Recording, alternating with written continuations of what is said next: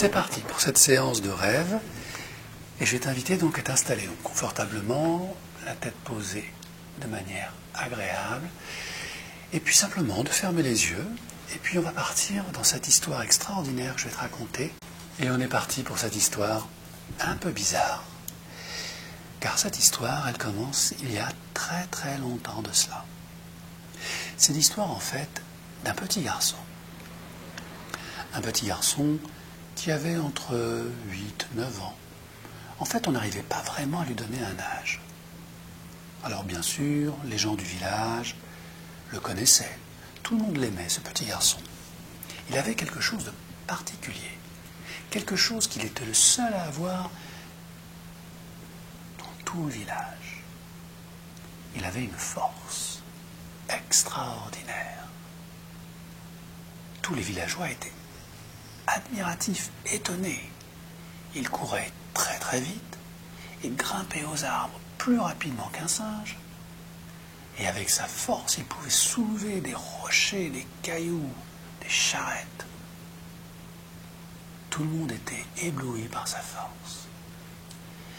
Mais il avait aussi un petit inconvénient. Il n'était pas très intelligent.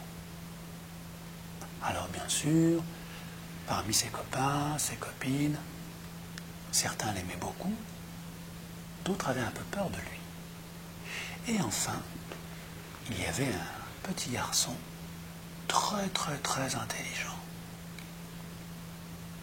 qui ne l'aimait pas du tout. Pour lui, être fort, être rapide, grimper aux arbres comme un singe, ça n'avait aucun intérêt. C'est la raison pour laquelle ce petit garçon très intelligent restait tout seul dans son coin. Et à chaque fois qu'il voulait aller jouer avec les autres, on se moquait de lui. Ben oui, il avait un tout petit corps et une grosse tête. Et à chaque fois qu'on lui parlait, on ne comprenait rien à ce qu'il racontait. Alors bien sûr, les parents essayaient de faire en sorte que les enfants jouent ensemble, s'amusent, vivent des choses ensemble. Mais rien n'y faisait. Tout le monde entourait l'enfant costaud. Et tout le monde s'éloignait de l'enfant très intelligent et très sensible. Dans ce petit village, il faisait bon vivre. Les parents étaient attentifs, prenaient soin de leurs enfants. Les grands-parents étaient toujours là, prêts à aider. Et quand les grands-parents n'étaient pas disponibles, quand les parents étaient très occupés dans les champs, il y avait toujours une jeune fille un peu plus âgée qui prenait soin des enfants. Elle leur faisait faire leurs devoirs, parfois même elle les faisait manger. Et quand le père ou la mère revenait du champ ou du marché, ils retrouvaient un enfant heureux, apaisé. Et tout le monde était heureux dans cette affaire. Le village vivait comme ça, depuis des années, jusqu'au jour où quelque chose d'extraordinaire est arrivé. Un beau matin, au lever du coq, le soleil brillait à l'horizon. Les collines, les arbres, les fleurs, tout s'éveille à la vie. Les enfants se préparent pour aller à l'école. Les parents se dépêchent, courent dans tous les sens. Et voici que tout le monde emprunte la rue principale du village. Les rires, les copains,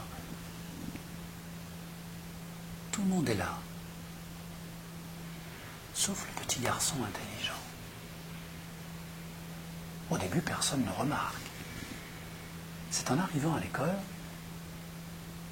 lorsque le professeur commence à compter les élèves, qu'il remarque que le petit enfant intelligent n'est pas là. Qu'est-ce qui a bien pu se passer? Mystère. Eh bien, l'enfant intelligent a quitté le village. Il s'est éloigné.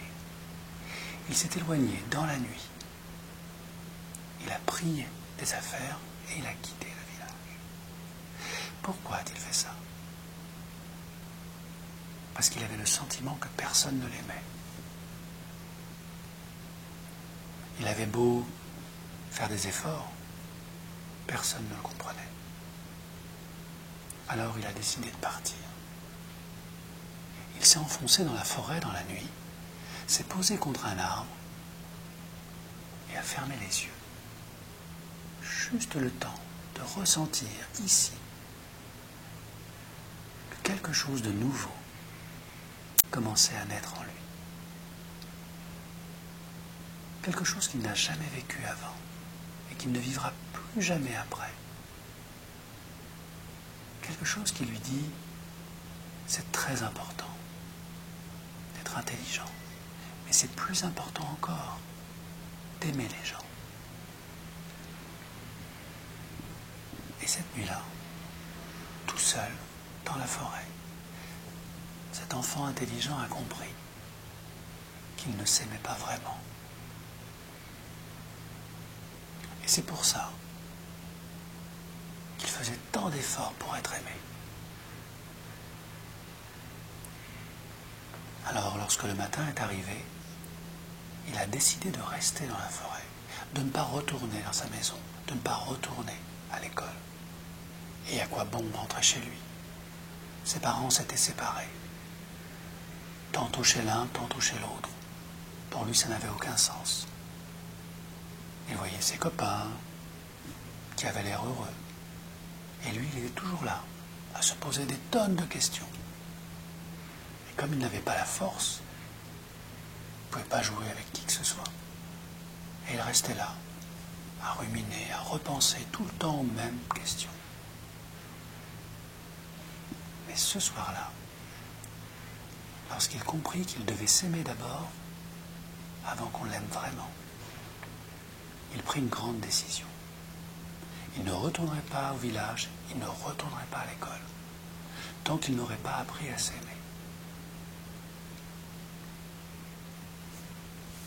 Le jour levé, il a continué à progresser et à avancer en direction d'une montagne qui était juste derrière le village, très grande, très sombre, très dangereuse aussi. Mais dans cette montagne, quelque part, il y avait une cabane.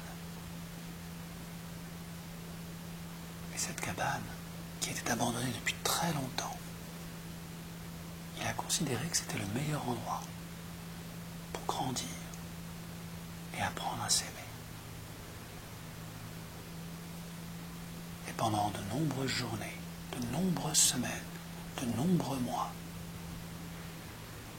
on n'entendit plus parler de l'enfant. Le village était triste au début, ils ont même essayé de le retrouver, mais rien n'y a fait. L'enfant n'était plus là. Les mois sont passés, les années sont passées, et l'enfant a grandi. Et il s'est débrouillé dans cette vie sauvage, protégé par sa cabane. Il a appris tout ce qu'il ne savait pas faire, grimper aux arbres, cueillir les fruits, faire du feu, trouver de l'eau, se fabriquer un lit douillet, se mettre à l'abri de la pluie, des animaux, du froid. Et il s'est rendu compte que son intelligence était très importante, mais qu'il fallait aussi qu'il devienne fort pour casser, soulever, grimper. Dans le village, les années passent, et voici que le petit enfant très costaud devient un petit garçon encore plus costaud.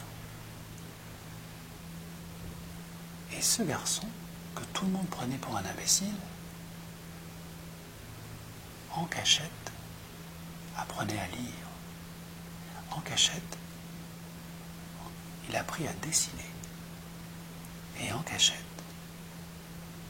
il a appris à s'aimer. Car lui aussi ne s'aimait pas. Et il rendait service à tout le monde dans le village pour qu'on prenne soin de lui. Les gens qui avaient peur de lui commençaient à avoir confiance en lui. les gens qui ne l'aimaient pas commençaient à comprendre que c'était un garçon très bien et qu'on pouvait parler avec lui. Et un jour, vers l'âge de 11-12 ans, il rencontra une jeune fille, magnifique. Et au premier regard, ils tombèrent amoureux tous les deux. Et pendant quelques semaines, ils filaient le parfait amour. Main dans la main, ils jouaient ensemble, ils découvraient plein de choses. Alors bien sûr, il passait moins de temps avec ses copains. Mais c'était pas grave, c'était normal. C'était les choses de la vie. L'été s'en va, l'école revient. Et pour le grand garçon costaud, un nouveau malheur arrive. La fille qu'il aimait de tout son cœur a choisi un autre garçon. Sans raison, sans explication, du jour au lendemain. Il arrive à l'école, c'est le jour de la rentrée, il va pour l'embrasser, et elle le repousse. Et elle lui dit « je ne t'aime plus ». Le grand garçon est blessé au plus profond de son cœur. Il a envie d'hurler, mais il a peur d'avoir honte. Et alors que tous ses copains se moquent de lui, tout autour de lui, il sent comme une colère profonde monter de son cœur. Et il fonce dans le tas. Il explose tous ses copains. Et il quitte le village et s'enfonce dans la forêt.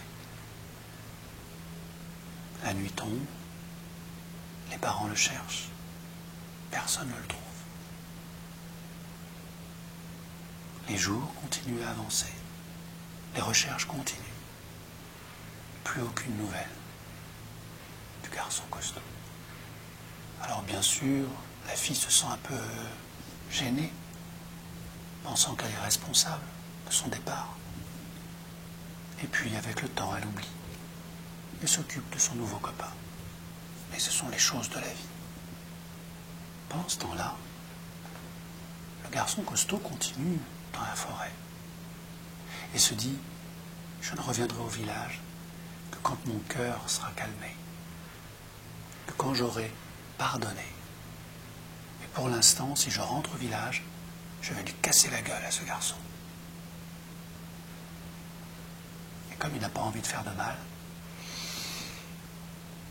il préfère s'enfuir. Et puis, très vite, il commence à avoir froid. Très vite, il commence à avoir faim. Alors il cherche de la nourriture, de l'eau, et il n'y arrive pas. Le temps change, la pluie tombe, et le voilà trempé, frigorifié dans la forêt. Et il se dit, je ne peux pas rester comme ça, je vais tomber malade. Alors il voit, au loin dans la nuit, sur le flanc de la montagne, une lueur, comme une lumière qui scintille. Et il se dit, tiens, il y a sûrement quelqu'un là-bas. Et il se dirige vers la lumière. Alors il tombe plusieurs fois, parce qu'on ne voit rien dans la nuit. Et il se relève, il se blesse, et il insiste. Il escalade quelques rochers, descend dans une crevasse. Et au milieu d'une petite clairière, il voit une cabane, avec ce qui ressemble à un potager. Et sous la lumière des étoiles, il se rend compte que quelqu'un habite ici. Il se rapproche sans faire de bruit. Et il commence à regarder par les vitres de la cabane.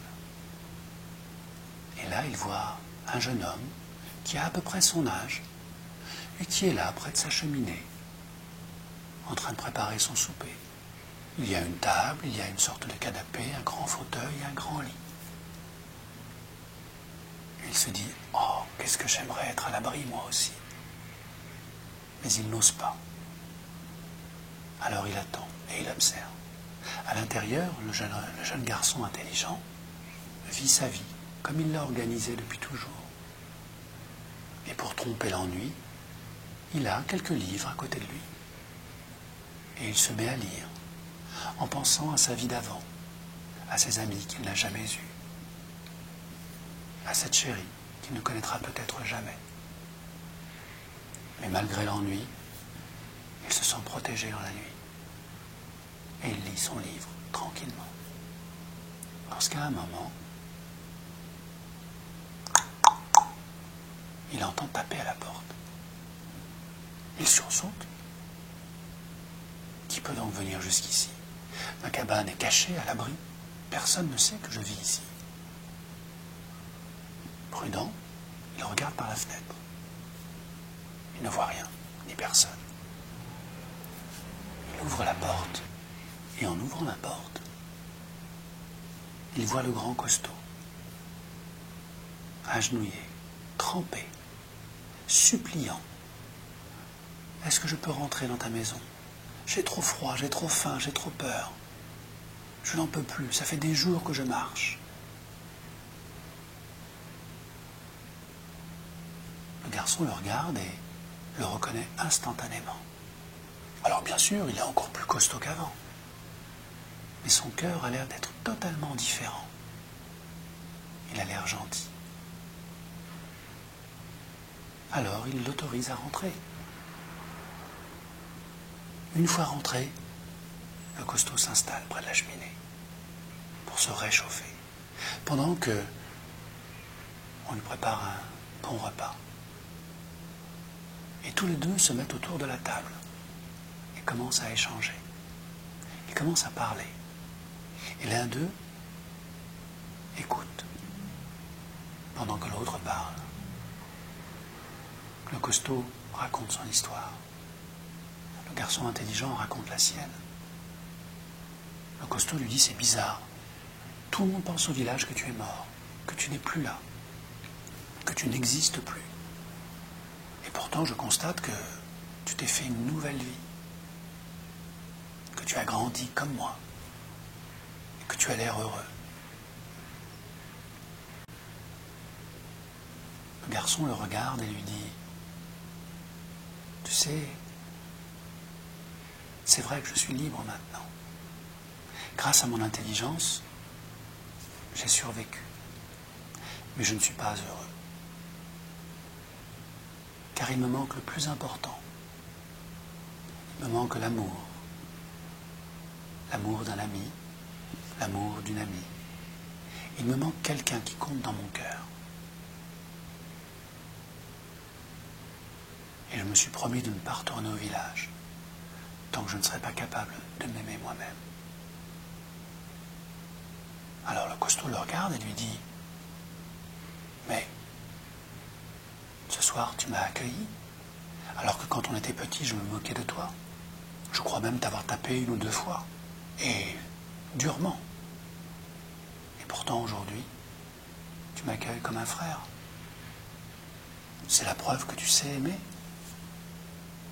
Et si tu m'aimes, peut-être que tu t'aimes aussi. Et là, pour le garçon intelligent, c'est comme une révélation. Tout son visage s'illumine. Un sourire immense envahit son visage. C'est donc ça le secret de la vie. Aimer. Comprendre que parfois, l'existence, le quotidien, nous rend aveugles, méchants, solitaires, tristes. Mais que dans son cœur, on a tous besoin de la même chose, de l'amour. Et il prend dans ses bras le costaud et le remercie. Et pendant que leur amitié fusionne, que leurs 2 cœurs se parlent, le costaud comprend quelque chose qu'il n'avait même pas imaginé.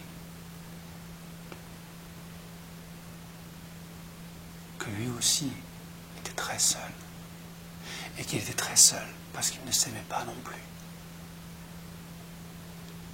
Ainsi donc, 2 êtres très différents deviennent de véritables amis de cœur. Et après une longue nuit de sommeil et de repos, au petit matin, les deux amis quittent la cabane, ferment la porte à clé et décident ensemble de retourner au village, bien des années après. Ils traversent la montagne, la forêt. Ils arrivent aux abords du village et ils observent tous les deux. Le costaud est parti depuis plusieurs mois. L'enfant intelligent depuis plusieurs années. Le village a changé, les rues sont plus propres, plus grandes. Il y a des voitures maintenant qui circulent. Les gens sont les mêmes et en même temps différents. Sans rien dire, ils restent là, à observer. Ils ont presque un peu peur de revenir. Et pourtant ils savent que seul on ne peut être heureux. Alors, prenant leur courage à deux mains, ils rentrent ensemble dans le village et se dirigent sur la place centrale, près de la mairie, où il y a un très grand arbre magnifique, une fontaine aussi. Et ils se posent là, tous les deux, sur le banc, et ils attendent. La journée passe. Les enfants, les passants, voient ces deux adolescents posés là. Personne ne les reconnaît. Seul le chien du village, qui était le seul ami de l'enfant intelligent, se met à aboyer très très fort, à hurler de joie, en fonçant dans les bras de l'enfant. Et là, d'un seul coup, le village s'arrête. Les enfants se massent autour du banc. Les adultes arrivent et on reconnaît enfin le costaud et l'intelligent qui avaient disparu, dont on pensait qu'ils étaient morts, qu'ils avaient peut-être été dans un autre pays. Rien de tout cela. Ils sont là, tous les deux. Et ils ont l'air d'être amis. Ils sont souriants. Et on a des millions de questions à leur poser. Et ils répondent gentiment, l'un après l'autre, racontent leur histoire, sans dévoiler le secret de la cabane. Car c'est le refuge qu'ils se sont promis de garder comme un secret entre eux. Afin que, à chaque fois qu'ils auront besoin de se retirer du monde, de réfléchir, d'imaginer une nouvelle vie, ils puissent s'évader. Quelques heures, une journée. C'est leur liberté. Mais pour l'instant, ils racontent leur histoire. Puis dans la foule, deux parents arrivent. Deux parents en larmes. Ce sont les parents de l'enfant intelligent. Ils se sont séparés depuis, car chacun a porté la faute sur l'autre. Chacun pensait être responsable du départ de l'enfant. Devant leur fils, ils ne savent quoi dire. Car malgré les années, malgré la séparation, malgré les malheurs, ce sont toujours ses parents. Alors, il ouvre ses bras et les accueille tous les deux. Et le père et la mère, qui ne se parlaient plus depuis très longtemps, se prennent dans leurs bras, l'un et l'autre. Le costaud observe la scène, s'écarte un petit peu. Lui, il n'a plus de parents depuis bien longtemps. Mais il avait une chérie. Et elle est là, elle aussi. Et elle pleure toutes les larmes de son corps. Et elle se jette dans ses bras à son tour. Et elle lui demande pardon, pardon, pardon. Je me suis trompé. Je t'ai mal jugé. Je te demande pardon pour tout le mal que j'ai pu te faire. Et le grand costaud au cœur tendre la prend dans ses bras, l'embrasse et la console. Ce n'est pas de ta faute. Tu es jeune, je suis jeune. Tout le monde fait des erreurs. Ce qui est important, c'est d'être sincère. Et aujourd'hui, je sais que tu es sincère. Et j'ai donc aimé quelqu'un de sincère. Et je te remercie de me faire ce cadeau. Car grâce à toi maintenant, je suis libre de t'aimer ou d'aimer quelqu'un d'autre, de manière sincère. La journée passe et on décide de faire une grande fête. Une grande fête pour accueillir et célébrer le retour des 2 enfants disparus. Les parents se parlent et se promettent de toujours veiller sur leur fils, même si chacun vit sa vie. L'un à l'entrée du village et l'autre à la sortie du village. Leur enfant reste leur enfant pour toute la vie.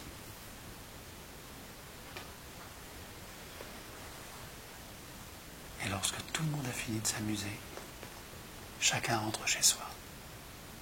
Et le costaud est accueilli dans la famille de sa copine, qui l'accueille comme un fils et qui lui promettent de tout faire pour qu'il puisse aller à l'école, grandir et apprendre, comme s'il était leur propre enfant. Parce que l'amour ne connaît aucune frontière. La nuit s'installe, les étoiles dans le ciel, et une nouvelle vie commence au lever du soleil. Et l'enfant n'est plus un enfant. Et les parents ne sont plus que des parents. Ils sont aussi des adultes qui ont été enfants à leur tour. Et tout ce monde-là se comprend enfin pour la première fois. Et décide de s'aimer et de travailler ensemble afin que tout le monde, enfants et parents, soit heureux de vivre les uns avec les autres. Maintenant que cette histoire est terminée, maintenant que chacun a trouvé sa place, maintenant que la vérité et l'amour se sont installés dans le cœur de chacun,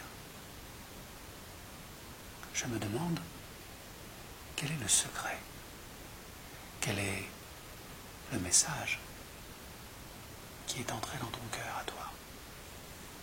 Eh oui, et c'est là la force de cette histoire. C'est que bien souvent, on ne se connaît pas vraiment. Et que seules les expériences de la vie, qui bouleversent un peu notre cœur, nous aident à comprendre qui on est vraiment. Et aujourd'hui, tu sais qui tu es. Merci.